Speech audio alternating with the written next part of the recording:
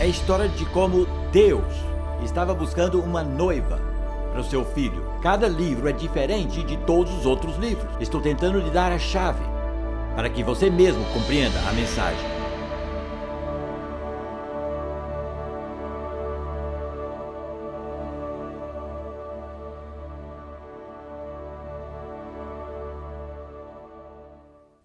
Se um dia tiver a oportunidade de ir a uma sinagoga, tente achar um armário bem grande em uma das laterais, normalmente coberto com uma cortina.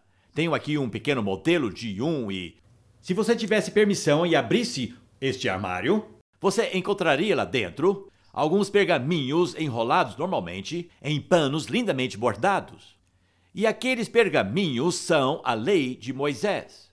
Os primeiros 5 livros da Bíblia, que os judeus chamam de Torá, ou a instrução. E aqui essa lei está toda lindamente impressa em hebraico, letras bem miudinhas, mas davam nome para cada pergaminho de acordo com as primeiras palavras de cada pergaminho, porque era assim que era identificado quando era tirado do armário. Desenrolavam só um pedacinho para ver qual pergaminho que era. Então, por exemplo, o livro de Gênesis, o que nós chamamos de Gênesis, eles chamaram no início. E o livro de Deuteronômio chama-se simplesmente As Palavras, porque a primeira frase no hebraico é estas são as palavras, e o primeiro substantivo é palavras. Então, era chamado simplesmente As Palavras. Esse é o nome que o rabino usaria, mas nós o chamamos de Deuteronômio. Quando traduziram o Antigo Testamento do hebraico para o grego, tiveram que achar um nome novo para esse livro. E essa palavra Deuteronômio vem de 2 palavras da língua grega. Uma é a palavra deutero, que significa segundo, e a outra palavra era a palavra nomos, que significa lei. Então, a partir daí, esse 5º livro da Bíblia foi chamado de Deuteronômio, ou segunda lei. E se você já leu esse livro, terá observado que uma das coisas que chama atenção sobre esse livro é que os 10 mandamentos aparecem nesse livro também, assim como no livro de Êxodo. A lei aparece 2 vezes. Em Êxodo 20 e Deuteronômio 5, temos os 10 mandamentos. E foi assim que esse livro recebeu seu nome. É a segunda lei. Agora, por que os 10 mandamentos teriam que ser repetidos 2 vezes? E não apenas os 10, mas há ao todo 613 leis de Moisés que ele deu ao povo de Israel. E são repetidas. Êxodo e Deuteronômio. Por quê? Bem, temos uma dica no livro de Números, onde nos diz que o livro de Deuteronômio foi escrito 40 anos depois do livro de Êxodo. E que durante aqueles 40 anos, uma geração inteira morreu. Todos os adultos que saíram do Egito e atravessaram o Mar Vermelho e se acamparam em Sinai e ouviram os 10 mandamentos pela primeira vez, estão todos mortos. Porque quebraram aquela lei tão rapidamente que Deus disse: vocês nunca entrarão na terra prometida. Terão que vagar pelo deserto pelos próximos 40 anos até que todos vocês sejam mortos. Então, uma geração inteira desapareceu. E a nova geração eram crianças, eram pequenininhos quando atravessaram o Mar Vermelho e quando se acamparam em Sinai. Muitos deles provavelmente não se recordavam do que acontecera quando seus pais saíram do Egito. Portanto, agora, uma nova geração tem que ouvir essa lei sendo repetida. Uma nova geração tem que entrar na aliança com Deus. E isso acontece conosco também. Nossos filhos têm que entrar na aliança que nós temos com Deus, por si mesmos. Porque Deus não tem netos. E não se pode herdar essas coisas. Você tem que entrar nas promessas de Deus você mesmo. Talvez seus pais tiveram uma aliança, ou seus avós, ou até todos seus antepassados tiveram essa aliança, mas você tem que fazer também. Então Moisés teve que passar tudo novamente. Havia, na verdade, 3 pessoas, e apenas 3, que ainda sobreviveram dos dias de Êxodo. Josué, Calebe e o próprio Moisés. Josué agora tinha 80 anos e Moisés tinha 120. Então aqui estava uma geração completamente nova, que não fizera aquela aliança com Deus e que não disseram, faremos. Foi como um casamento lá no Sinai.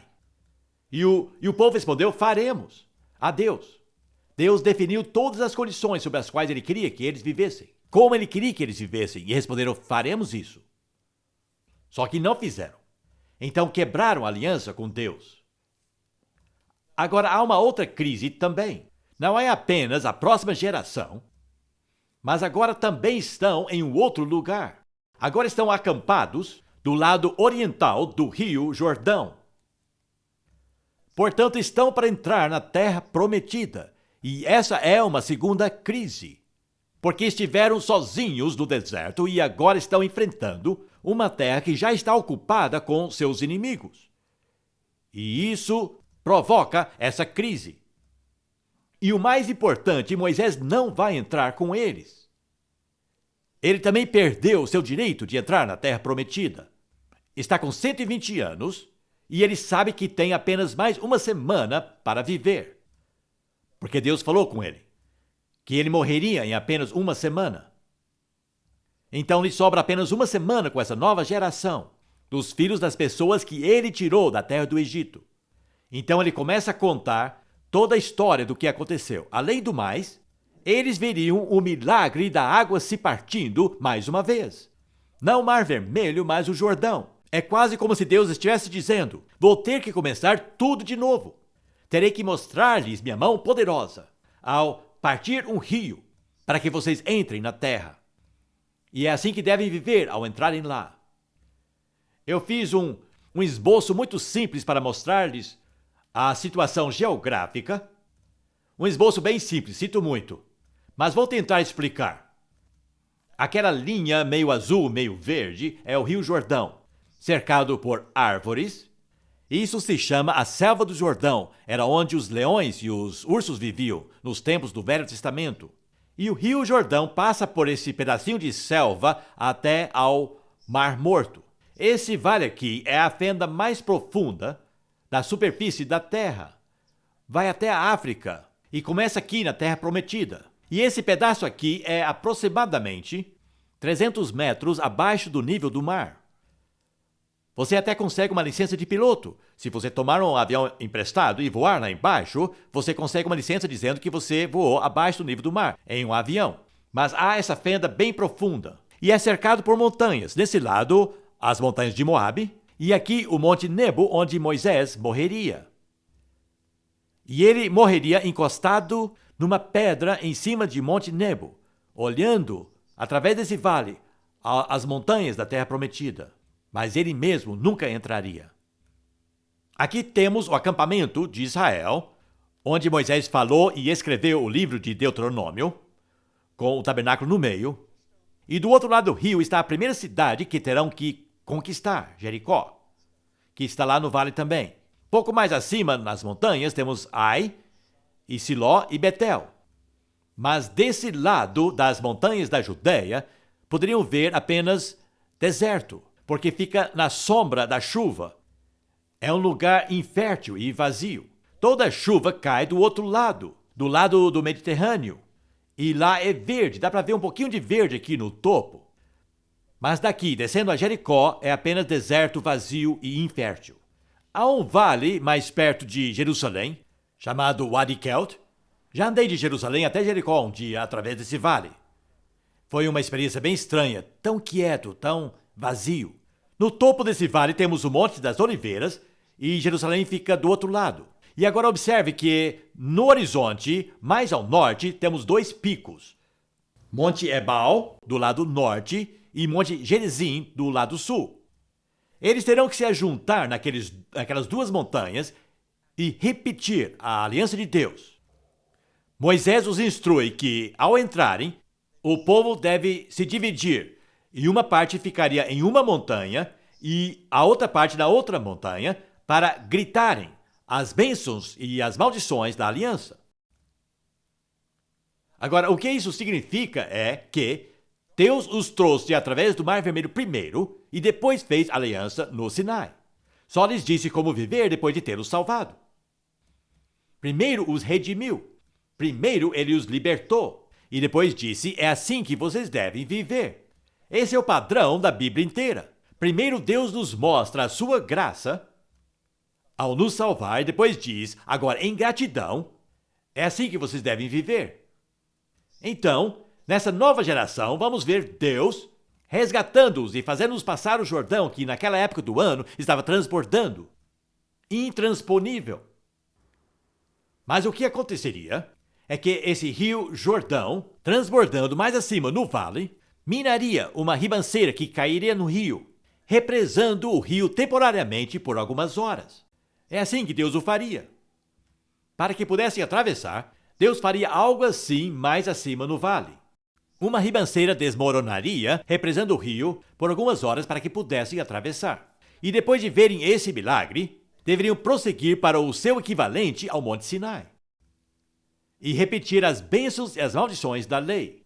Então, mais uma vez, vemos Deus agindo primeiro, e depois ele nos diz como responder ao que ele fez por nós. Então, é uma espécie de reprise depois de 40 anos para uma geração completamente nova. Estão entendendo? Então, esse é o pano de fundo de Deuteronômio, e foi promulgado e escrito nesse acampamento aqui, desse lado do Jordão, enquanto Moisés ainda está vivo e ainda com eles.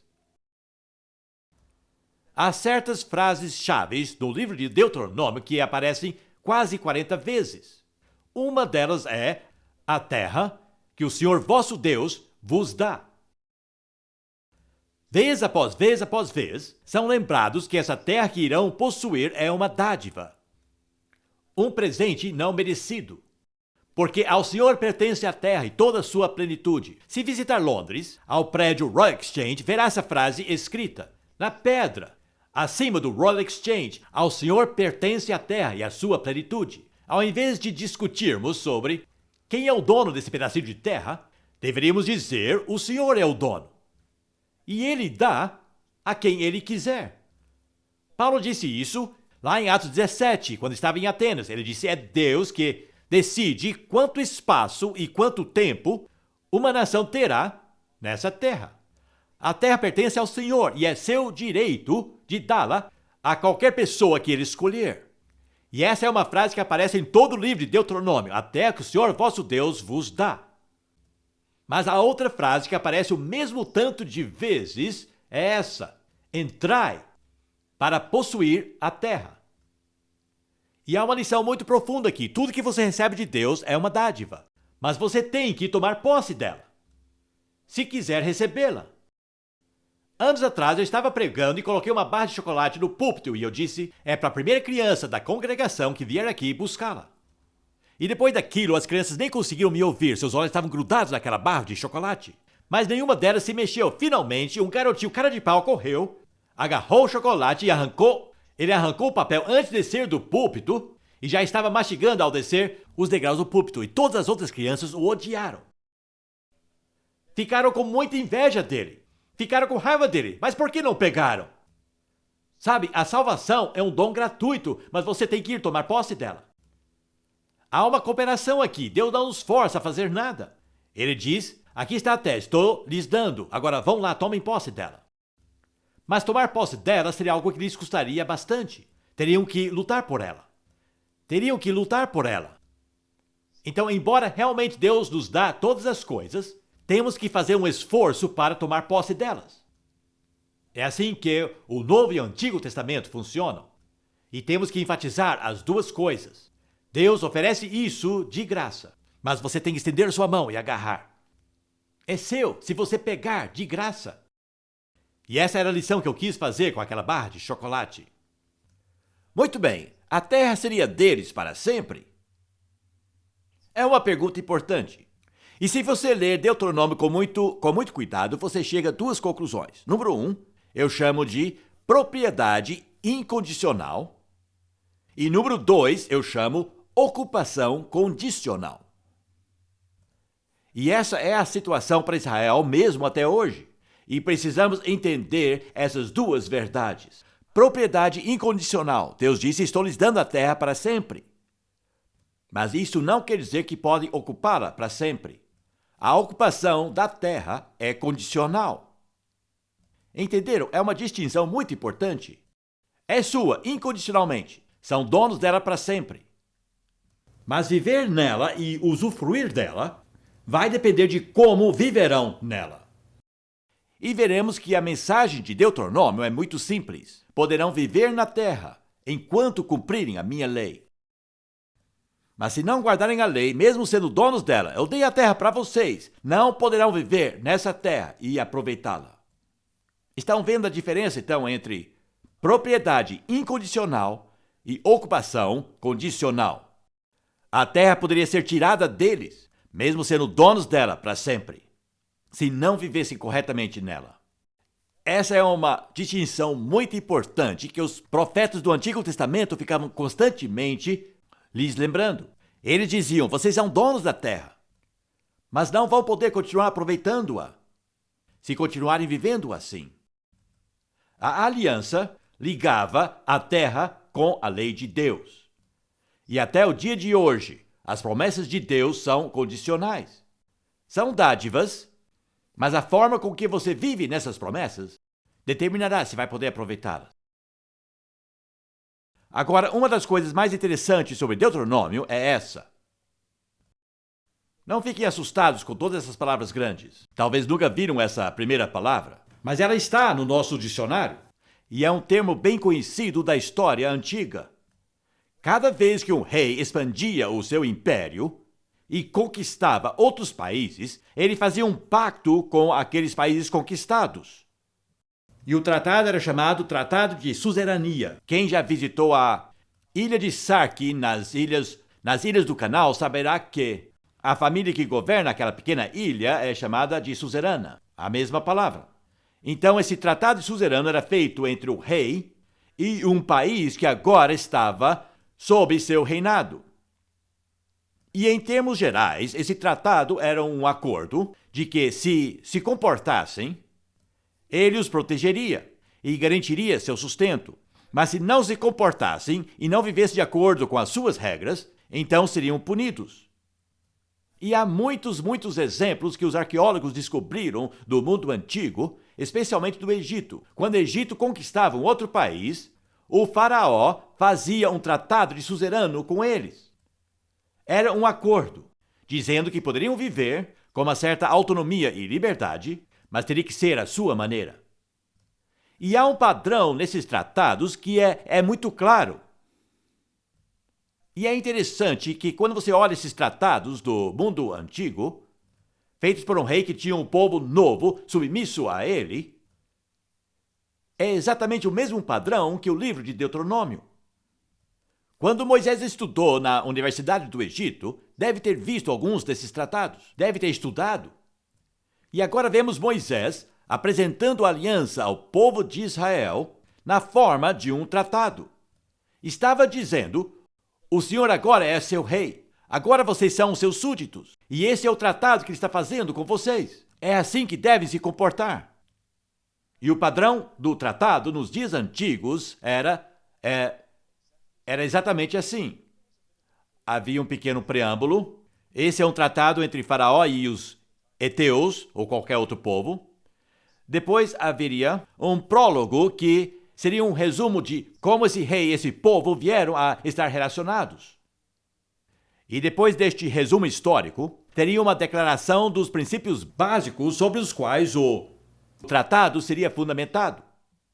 Depois disso, haviam leis detalhadas no tratado sobre como deveriam se comportar.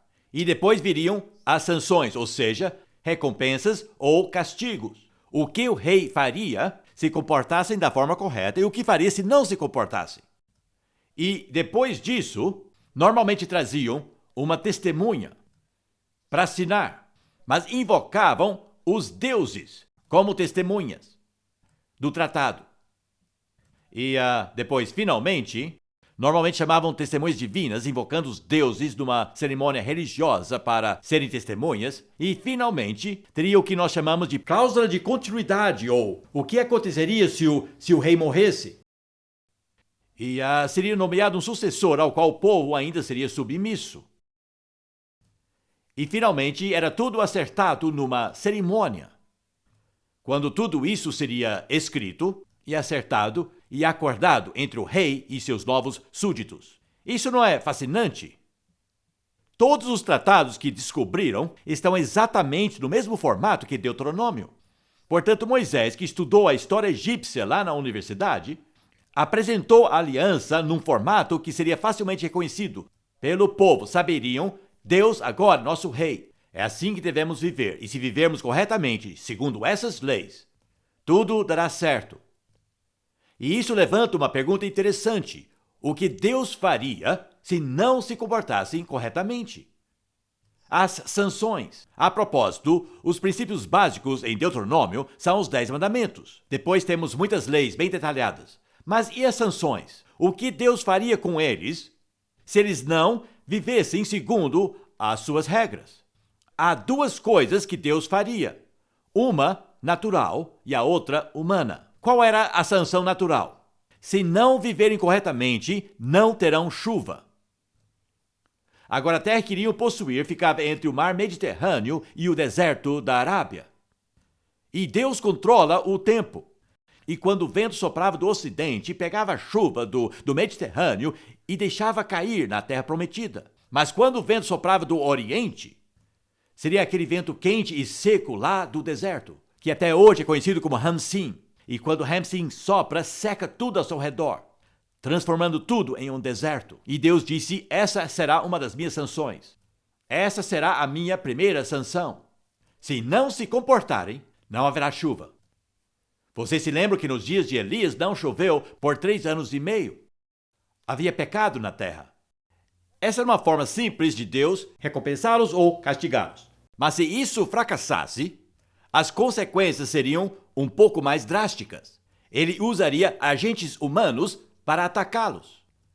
E uma coisa que talvez você nunca reparou na sua Bíblia é o seguinte: quando Deus trouxe o povo de Israel do Oriente, fazendo-o atravessar o Rio do Jordão para entrar na Terra Prometida, ele trouxe um outro povo na mesma época, para a mesma terra do Ocidente. E os trouxe da ilha de Creta. E o nome deles era os filisteus. Levante sua mão se você sabia que Deus os tirou na mesma época. Bem poucos sabiam disso. Leia sua Bíblia com mais atenção. Deus diz através de Amós, em Amós capítulo 9, eu tirei Israel do Egito e os filisteus de Creta. Então Deus introduziu naquela terra um povo que seria o maior inimigo de Israel. Ele os colocou na mesma terra, na mesma época, mas colocou Israel nas montanhas dos morros, mas colocou os filisteus nas planícies lá perto do litoral, conhecido hoje como Estreito de Gaza. E dizem os palestinos que são descendentes dos filisteus. Então Deus trouxe 2 povos ao mesmo lugar e disse, se vocês se comportarem, haverá paz, mas se não se comportarem, vou enviar os filisteus e eles virão tratar com vocês. É tão simples assim. E tudo isso está registrado no Antigo Testamento. Acho isso um pouco estranho.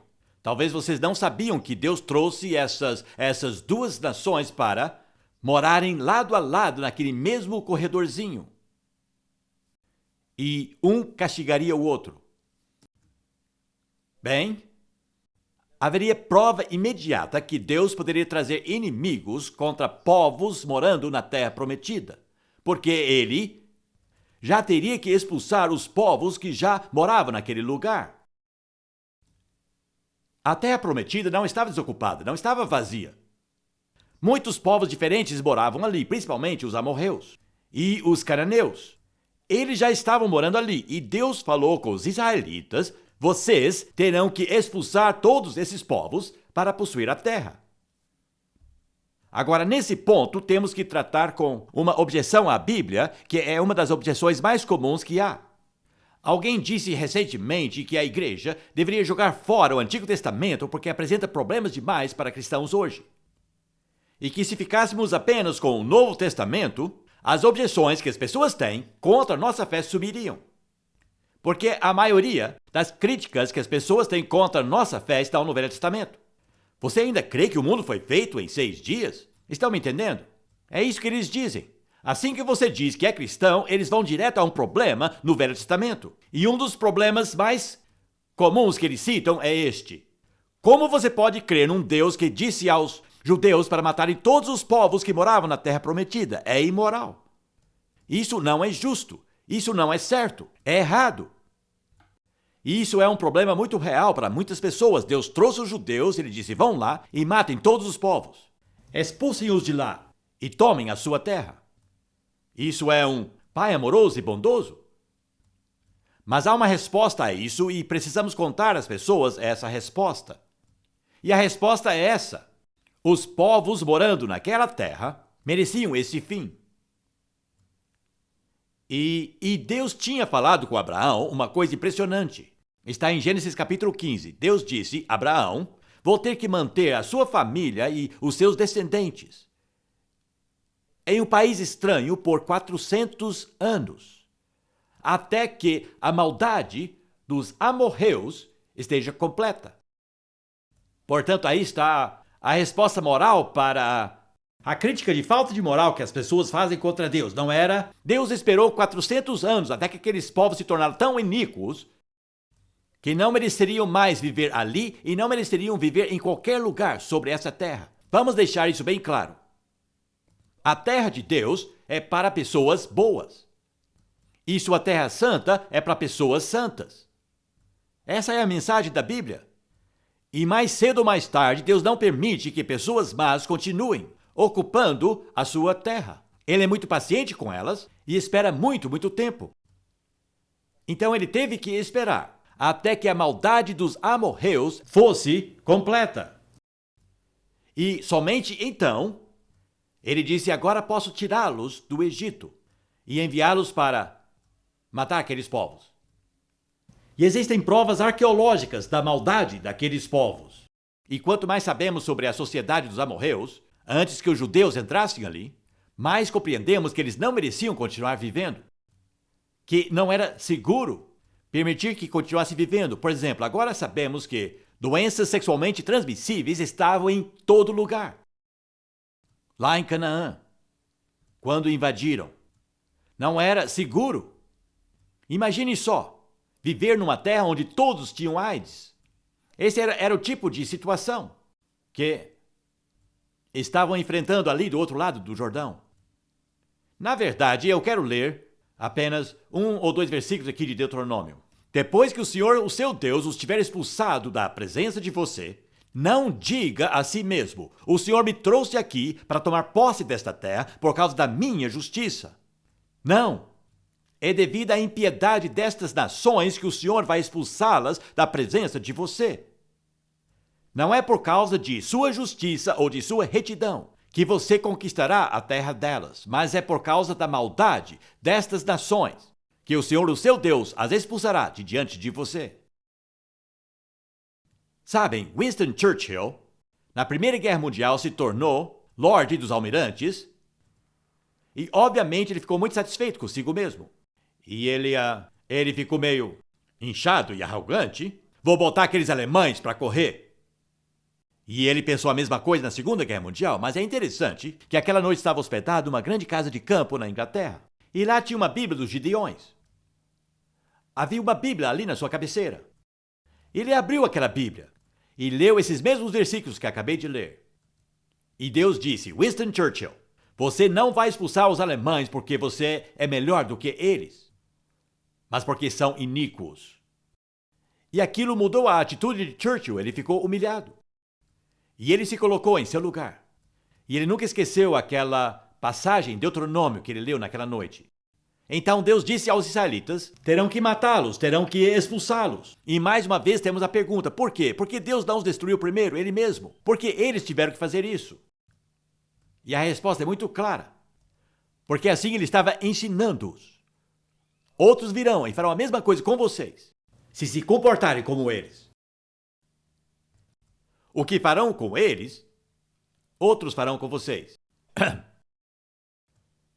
Agora vamos voltar um pouquinho aqui. Vamos voltar e fazer a... Eu preciso de um copo de água. Se tiver. Obrigado. Então, é importante entender que ao ler Deuteronômio, você está lendo um tipo de imagem espelhada da vida em Canaã. Tudo que Deus lhes proíbe de fazerem é o que já estava acontecendo. Estão entendendo? Então, se você ler Deuteronômio cuidadosamente, dá para ter uma boa noção do que acontecia naquela terra antes de entrarem nela. E podemos resumir isso em 3 palavras. Número 1, imoralidade. Deuteronômio fala muito sobre imoralidade sexual. porque era exatamente isso que estava acontecendo naquela terra que iriam possuir. Havia fornicação, havia adultério, havia promiscuidade, havia incesto, havia homossexualidade, havia transvestismo, pessoas mudando seu vestuário, havia zoofilia, sexo com animais e havia bastante divórcio e recasamento. E como eu disse antes, as doenças venéreas proliferavam. Então, Deuteronômio está lhes falando para não se envolverem com esses tipos de atos.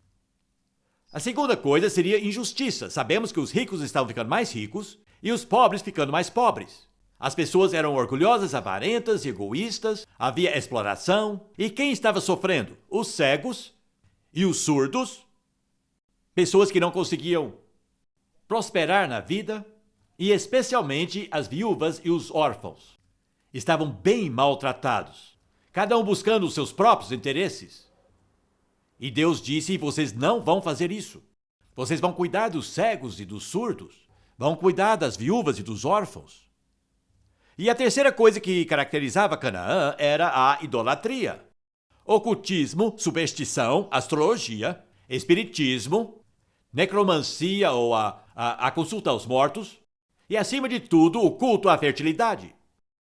Coisas bem horríveis, adorando a mãe terra, a mãe natureza, tentavam ali produzir fertilidade com atos sexuais de adoração. Ali, nos templos pagãos daquela terra, havia prostitutas mulheres e prostitutos homens. E quando queria adorar, você ia lá e fazia sexo com um deles. Não é de se admirar que seus templos eram tão lotados. E em toda a terra havia o que a Bíblia chama de aserá ou postes, o que eram simplesmente símbolos fálicos, em toda parte. E há um no centro de Basington agora, uma estátua de 2,5 pés de um pênis. E havia isso em toda parte, em Canaã. Então o ocultismo, a superstição e o espiritismo proliferavam. Agora diz Deuteronômio que tudo isso havia contaminado a terra aos olhos de Deus. A terra era dele e agora estava totalmente corrompida, estava contaminada, estava degradada, estava em desgraça. E Deus disse: basta. E quando eu leio tudo isso, eu penso comigo mesmo: puxa vida, o nosso mundo hoje está dessa maneira. O que Deus vai fazer? Bem, esse é o pano de fundo para Deuteronômio. Nem pensem em viver assim, senão vou mandar um inimigo para matar vocês. Exatamente como eu estou mandando vocês. Não é porque vocês são bons, eles são maus. Por isso estou fazendo isso. Agora vamos olhar por um pouco a vida de Moisés. Ele está com uma nova geração. Seus pais falharam e eles perderam o direito à terra prometida aos seus pais. E agora Moisés olha os seus filhos e ele pensa: será que sobreviverão? Será que conseguirão? Viverão corretamente? Vão entrar lá e enfrentar tudo isso? Já está ruim no deserto, onde as tentações não ocorriam com tanta frequência assim. Mas agora estarão no meio de tudo aquilo. Será que limparão tudo? Se livrarão de tudo isso impiedosamente? Ou farão acordos? E Moisés sabia que não entraria com eles. Ele está para morrer, tem mais 1 semana de vida e não sabe como será. Por um lado, haverá batalhas bem ferozes. Terão que lutar para entrar e possuir a terra. E por outro lado, haverá tentações bem fortes para vencerem. Ele os guiara até esse ponto. E agora chegou a hora de se despedir. Então, na última semana da sua vida, ele falou 3 vezes com eles. O livro de Deuteronômio é composto por 3 longos discursos, cada um dos quais deve ter durado quase um dia. Mas é interessante que o estilo de Deuteronômio é tanto falado quanto escrito. O estilo é falado porque é pessoal, é bem caloroso, é uma boa ideia ler esse livro em voz alta, para captar o sentimento. E ao ler em voz alta, você percebe que Moisés falou tudo isso com eles em tom de apelo. Ele está falando como um pai fala aos seus filhos, um pai que está à beira da morte, falando aos filhos: filhos, lembre-se, quando eu partir, é assim que ele fala. É bem caloroso, é bem expressivo, é bem emotivo e, ao mesmo tempo, é muito bem escrito também. Agora, não acho uma ideia absurda pensar que durante os últimos 6 dias da última semana da vida de Moisés, ele discursou e escreveu em dias alternados. que nos dias 1, 3 e 5, ele deu um desses discursos. Mas nos dias 2, 4 e 6, ele anotou tudo. Deve ter usado anotações. Era um homem bem letrado, sabia escrever e ler e tudo. Então, creio que estamos vendo aqui 3 dias que se alternavam com outros 3 dias falando e 3 dias escrevendo. Ele dava um discurso de um dia, ou talvez de uma manhã, e depois voltava para sua tenda e deixava tudo por escrito. E a parte escrita ele entregava para os sacerdotes. E dizia: guardem isso do lado da Arca da Aliança e jamais se esqueçam dessas palavras que eu falei. Jamais alterem uma palavra sequer disso. Guardem essas palavras. Leem esse livro a cada 7 anos ao povo de Israel. E foi assim que surgiu o livro de Deuteronômio. Temos aqui os 3 discursos que ele deu no acampamento do lado de cá do Jordão. O primeiro fala sobre o passado, fazendo uma retrospectiva dos últimos 40 anos e até mais para trás, vendo aquilo que os seus pais fizeram. E depois ele fala do presente e ele promulga a lei mais uma vez. Primeiro ele dá os princípios básicos em capítulos de 4 a 11. Depois ele dá mais detalhes em capítulos 12 a 26. E depois o terceiro e último discurso, a última vez que ele falou com eles, logo antes de morrer, ele tratou do futuro deles. Entre outras coisas, ele disse: designei Josué para tomar o meu lugar. Eu tirei vocês do Egito, Josué fará vocês entrarem na terra. E ao entrarem lá, devem ir até os montes Ebal e Monte Gerizim e recitar toda essa lei, guardando-a em seus corações. Deus os fará entrar lá. Bom, este é o esboço de Deuteronômio, é um esboço bem simples, e cada discurso tem 2 partes. Eu tentei identificá-las aqui, com esses subtítulos, e vamos estudar cada uma dessas 3 partes. Vamos falar rapidamente dessa primeira parte, que é um retrospecto dos dias em que eles saíram da terra do Egito. Seus pais e suas mães. E ele examina aquilo que deu errado. E lhes dirá: seus pais fracassaram. Vocês não podem. Então vamos parar por aqui por enquanto e continuaremos na próxima palestra.